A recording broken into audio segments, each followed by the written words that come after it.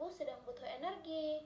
Nah, makanan yang kita makan tidak langsung menjadi energi loh. Tubuh kita harus mencerna makanan terlebih dahulu agar bisa digunakan. Tujuan pembelajaran hari ini yaitu mengenal organ-organ dalam sistem pencernaan manusia dan fungsinya, menjelaskan bagaimana proses pencernaan pada manusia, dan menyebutkan jenis-jenis nutrisi yang diperlukan oleh tubuh. Ketika kalian terlambat makan atau tidak makan dalam beberapa jam, perut akan terasa sakit, badan lemas, dan kepala pusing. Tubuh kita membutuhkan makanan dan minuman sebagai energi. Untuk mengubah makanan menjadi energi, kita harus mencerna makanan dan minuman melalui sistem pencernaan yang ada di dalam tubuh. Kalian tahu tidak, apa itu sistem pencernaan? Sistem pencernaan adalah rangkaian organ dalam tubuh manusia yang bekerja sama untuk mencerna makanan menjadi energi dan zat gizi yang dibutuhkan oleh tubuh. Proses pencernaan makanan dimulai dari mulut hingga menjadi feses yang dikeluarkan melalui anus. Organ pencernaan manusia memiliki fungsi tertentu. Yang pertama yaitu mulut sebagai tempat makanan pertama kali masuk. Yang kedua yaitu kerongkongan yang membawa makanan ke lambung. Selanjutnya ada hati yang menghasilkan empedu untuk mencerna lemak. Selanjutnya yaitu lambung untuk menghancurkan makanan.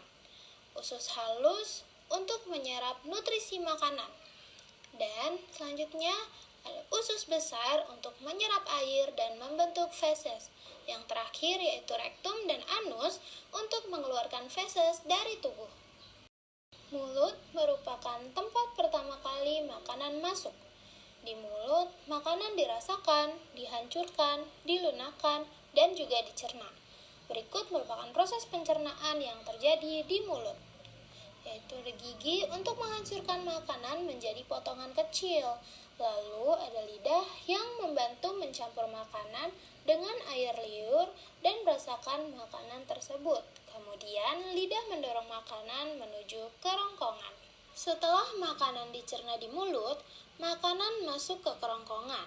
Kemudian kerongkongan membawa makanan dari mulut ke lambung melalui gerakan otot yang disebut peristaltik. Di lambung, makanan dihancurkan lebih halus lagi menggunakan asam lambung dan enzim pencernaan. Enzim menghancurkan karbohidrat, lemak, dan protein yang terkandung dalam makanan, sedangkan asam lambung membunuh kuman dan bakteri yang ada pada makanan. Hasilnya, makanan berubah menjadi bubur halus yang siap diserap oleh tubuh. Makanan yang berbentuk bubur akan memasuki usus halus yang terdiri dari 3 bagian, yaitu usus 12 jari, jejunum, dan ileum. Usus halus akan menyerap nutrisi dari makanan dan mengubahnya menjadi energi. Usus besar berfungsi menyerap air dari sisa makanan yang tidak diserap oleh usus halus. Sisa makanan yang telah kehilangan air berubah menjadi kotoran atau sisa feses. Makanan yang sudah menjadi feses akan disimpan sementara di rektum dan dikeluarkan dari tubuh melalui anus. Ada juga organ pendukung pencernaan yaitu hati yang menghasilkan empedu untuk membantu mencerna lemak. Ada kantung empedu yang menyimpan empedu dan ada pankreas yang menghasilkan enzim pencernaan. Sekarang, ayo kita ikuti perjalanan makanan di dalam tubuh kita. Proses pencernaan dimulai dari mulut, tempat makanan dikunyah oleh gigi dan dibasahi air liur agar lembut dan mudah ditelan. Lidah membantu mendorong makanan ke kerongkongan, lalu kerongkongan membawa makanan ke lambung dengan gerakan otot yang disebut peristaltik. Di lambung, makanan dihancurkan oleh asam lambung dan enzim, lalu berubah menjadi bubur halus. Dari situ, makanan masuk ke usus halus, tempat nutrisi diserap ke dalam darah agar tubuh mendapatkan energi dan gizi. Sisa makanan yang tidak diserap akan menuju usus besar, di mana air diserap dan sisa makanan berubah menjadi feses.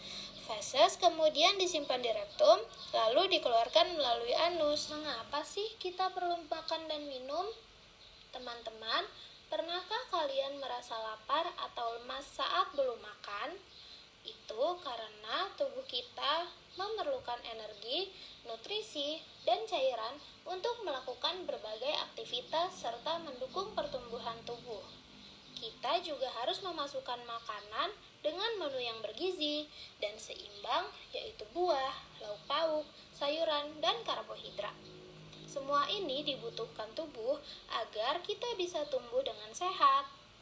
Tubuh membutuhkan berbagai nutrisi dari makanan, di antaranya protein dari telur, ikan, daging, dan kacang-kacangan untuk membangun otot, karbohidrat dari nasi, kentang, dan jagung untuk menenergi.